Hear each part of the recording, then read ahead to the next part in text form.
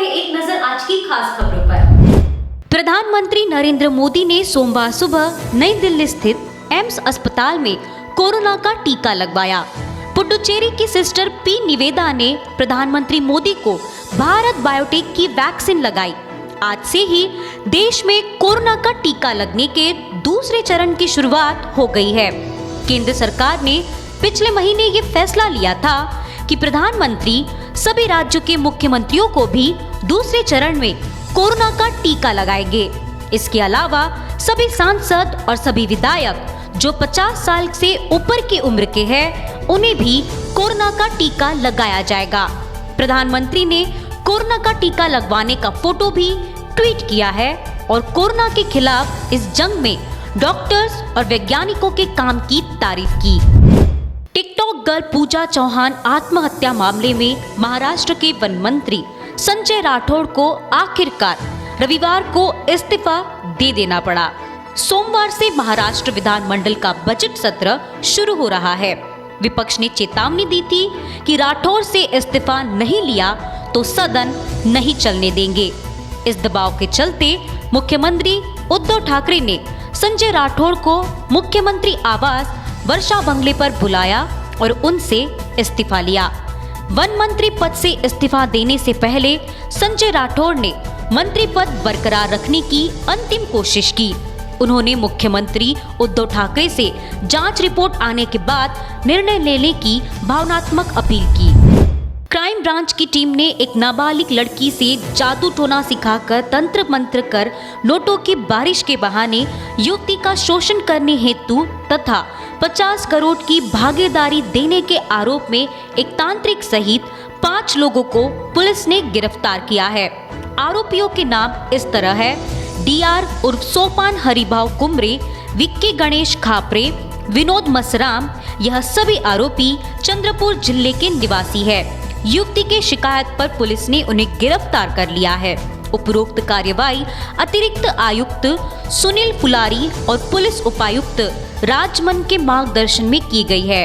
त्या मुलीच्या सांगण्यावरून त्या मुलीच्या मोबाईलवरून फोन करून विकीला ताब्यात घेतलं। विकीच्या मार्फत आपण दिनेश निखारे राहणार कोरा जिल्हा वर्धा, तसेच रामकृष्ण म्हसकर राहणार दसोडा, विनोद जयराव मसराम राहणार जांभूळगाव चिमूर आणि या प्रकरणाचा मुख्य सूत्रधार सोपान हरिभाऊ कुमरे राहणार खापरी तालुका चिमूर या 5 जणांना आपण ताब्यात घेतलेला आहे। तर हा सोपान जो आहे, सोपान उर्फ डीआर जो आहे, हा या प्रकरणाचा मुख्य सूत्रधार आहे। याने यापूर्वी देखील असे प्रकार केले असावेत असं वाटत आहे। तपासाचा तो भाग आहे। हा आधी त्या मुलींना अल्पवयीन मुली त्याला या प्रकरणासाठी पाहिजे होत्या। अल्पवयीन मुली आणि ज्या मुलीचं वजन 50 किलो असेल, उंची 5 फुटापेक्षा जास्त असेल, अशा मुलींना तो त्या ठिकाणी बोलून त्यांना 3 स्टेज पार करायला लावायचा। पहिल्या स्टेजमध्ये त्या मुलींना तो काहीतरी कलर ओळखायला लावायचा। दुसऱ्या स्टेजमध्ये तो त्या मुलींना विवस्त्र करत असे। तिसऱ्या स्टेजमध्ये पैशांचा पाऊस पाडून बहुधा त्या मुलींचं लैंगिक शोषण देखील होत असावं अशी आम्हाला दाट शक्यता आहे। त्या दृष्टीने तपास चालू आहे। या 5ही आरोपींविरुद्ध लकडगंज पोलीस स्टेशनला गुन्हा दाखल करण्यात आला आहे। कोरोना महामारी ने देश में पहले ही कई तरह की परेशानियां उत्पन्न कर दी है। वहीं कई दिल दहला देने वाले भी मामले सामने आ रहे हैं। इस बीच वर्धा शहर के गोल बाजार में भीषण आग लगी है। इस आग में तिलक मार्केट की 10 से 15 दुकानें जलकर भस्म हो गई। घटना की जानकारी प्राप्त होते ही वर्धा फायर ब्रिगेड की टीम घटनास्थल पर पहुंच चुकी है तथा निरंतर आग बुझाने के प्रयास में लगी हुई है। यह आग जिले के मेन बाजार में लगी है, जिसके कारण अफरा तफरी का माहौल है।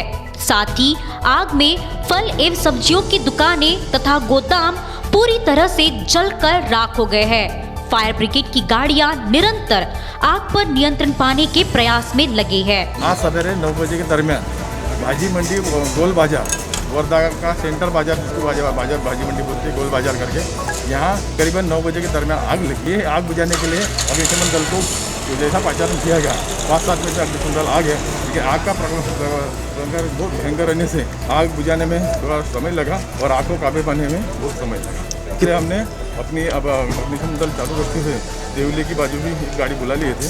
उनकी मदद से अभी आग काबू में आ गई। इस आग में करीबन 10-12 दुकानें सब्जी मंडी की जल गई। भानखेड़ा क्षेत्र में एक मुर्गी फार्म के बर्ड फ्लू के प्रकोप के कारण क्षेत्र के विभिन्न खेतों पर लगभग 33,500 मुर्गियों के वैज्ञानिक विनाश की प्रक्रिया आज पूरी हो गई।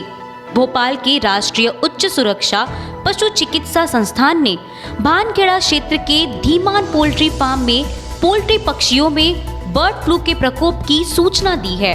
इसलिए उप विभागीय अधिकारी उदय सिंह राजपूत द्वारा एक जांच की गई थी। त्रिज्या के दायरे में आने वाले क्षेत्रों को संक्रमित क्षेत्र घोषित किया गया और 10 किलोमीटर के दायरे के क्षेत्रों को सर्वेक्षण क्षेत्र घोषित किया गया। संक्रामक रोगों की रोकथाम अधिनियम के तहत श्री गोले और श्री मेश्राम के खेतों पर कुल 33,500 मुर्गियां आज एक गहरा गड्ढा खोदकर नष्ट कर दी गई। या परिसरामध्ये मागील 18 तारखेला बर्ड फ्लू सदृश्य सॅम्पल पॉझिटिव्ह आले होते आणि बर्ड फ्लू हा संसर्गजन्य असल्यामुळे अतिसंसर्गजन्य असल्यामुळे 1 किलोमीटर परिसरातील सर्व पक्ष्यांचा दयामरण करणे गरजेचं असतं। ज्या फार्मर आपण उभा आहे हा गोडेंचा फार्म, इथे 29,000 पक्ष्यांना आज दयामरण देण्यात आलेले आहे आणि या बाजूला एक मेश्राम यांचा फार्म आहे, तिथे 4500 ब्रॉयलर बर्ड्स आहेत, त्यांनाही आज दयामरण देण्याची प्रक्रिया सुरू आहे। हे सगळं करण्याची गरज अशी की बर्ड फ्लूचं संक्रमण इतर परिसरामध्ये पसरू नये म्हणून आपल्याला ही प्रक्रिया करावी लागते। केंद्र सरकार आणि राज्य शासनाच्या सांसर्गिक रोग अधिनियम अंतर्गत ह्या सगळ्या कार्यवाही केल्या जातात। जरी बर्ड फ्लू आला असेल तरी चिकन अंडी खाणे हे सुरक्षित आहे। आपण उकडून खातो, 70 डिग्री अंश सेल्सिअस वर अंडी आणि चिकन खाणे अतिशय सुरक्षित आहे। त्याच्यामुळे बाकी जनतेने काळजी करण्याचं कारण नाही, कारण ॲनिमल प्रोटीन मध्ये चिकन आणि अंडी अतिशय महत्त्वाचं आहे। पुलगांव आरवी मार्ग को जोड़ने वाले फ्लाईओवर का काम महाराष्ट्र में कांग्रेस के शासन के दौरान शुरू हुआ। यह काम तब बंद हो गया जब भारतीय जनता पार्टी की सरकार महाराष्ट्र में सत्ता में आई। तब से यह काम ठंडे बस्ते में है, ऐसा आरोप सेना के प्रवक्ता ने लगाया है। इस पुल के पास का रास्ता पूरी तरह से खोदा गया है और आज तक लोक निर्माण विभाग ने भी इस पर काम नहीं किया है, जिसके कारण यहाँ रहने वाले निवासियों को धूल के कारण सांस की गंभीर बीमारियों का सामना करना पड़ रहा है। विधायक, सांसद और स्थानीय जनप्रतिनिधियों के पास यहाँ के निवासियों की इस गंभीर समस्या पर अधिक ध्यान देने का समय नहीं है। आज एडवोकेट विद्याधर मथाने और पूर्व उप जिला प्रमुख आशीष पांडे के नेतृत्व में शिवसेना ने प्रशासन को जगाने के लिए रास्ता रोको आंदोलन शुरू किया। केंद्र सरकार ने ये जो आरओबी का काम है 1 सितंबर 2016 से शुरू किया है और ये 4 साल में ये जूने पुलगांव परिसर का पूरा रास्ता खोदकर ये काम बंद रखकर लोगों को केंद्र सरकार के द्वारा ये नई परेशानी पैदा कर दी है। यहाँ पर अपन जूने पुलगांव में देखेंगे तो यहाँ पर सभी घरों में ये टूटी सड़क के कारण जो धूल जमा होती है उसके कारण के स्वास्थ्य के ऊपर परिणाम पड़ रहा है, श्वसन क्रिया पर भी परिणाम पड़ रहा है। ऐसी स्थिति में बीएनसी पीडब्ल्यूडी डिपार्टमेंट पुलगांव इन्होंने ध्यान देकर रास्ते का डामरीकरण करने चाहिए। देश में कोरोना टीकाकरण का दूसरा चरण आज से आरंभ हो गया है। इस बीच एक ऐसी खबर आई है जिससे लोगों को सीख लेने की आवश्यकता है। दरअसल अमरावती के अस्पताल की एक नर्स कोरोना संक्रमित पाई गई है, वो भी तब जब उन्होंने वैक्सीन की दूसरी डोज ले ली है। स्वास्थ्य अधिकारियों का कहना है कि वैक्सीन लेने के 14 दिन तक एहतियात बरतना चाहिए। यह मामला अमरावती के इरविन अस्पताल का है, जहां एक नर्स ने 2 दिन पहले कोरोना वैक्सीन की दूसरी डोज ली थी। 2 दिन बाद उसमें कोरोना के लक्षण पाए गए, जिसके बाद उनकी जांच की गई।